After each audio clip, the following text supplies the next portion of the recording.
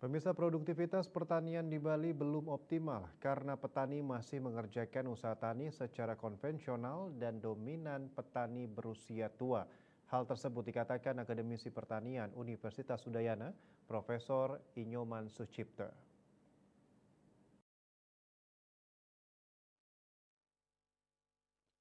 Menurut Profesor Sucipta, walaupun saat ini ada petani muda dengan petani muda keren, tapi hal ini belum optimal. Persoalan ke depan bagaimana upaya mengoptimalkan regenerasi petani.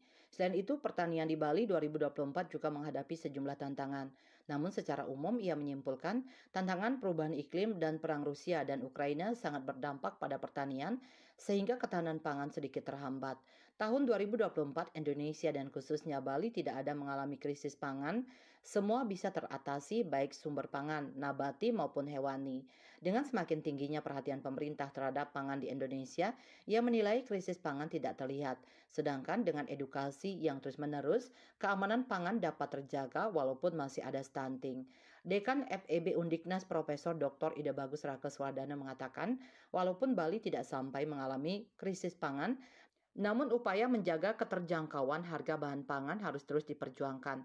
Seperti diketahui, inflasi yang terjadi di Bali selalu disumbangkan oleh bahan pangan.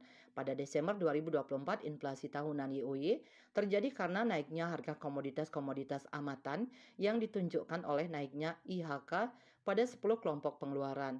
Namun yang tertinggi sumbangannya adalah kelompok makanan, minuman, dan tembakau dengan kenaikan sebesar 3,87%. Bahkan dibandingkan Desember 2023, kenaikan indeks harga konsumen IHK Desember 2024 jauh lebih tinggi, yang mana IHK Desember 2023 yaitu 108,58 menjadi 112,78 pada Desember 2024.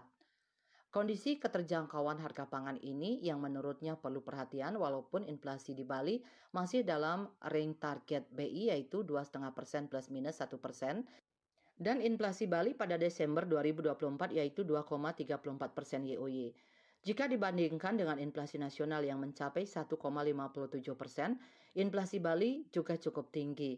Ditambahkan bahan pangan dapat memberikan tekanan pada daya beli masyarakat Bali dan mempengaruhi sektor produksi. Oleh karena itu, kebijakan pemerintah yang dapat mengendalikan inflasi dan menjaga stabilitas harga akan sangat penting dalam menjaga momentum pertumbuhan ekonomi Bali. Bali Post melaporkan.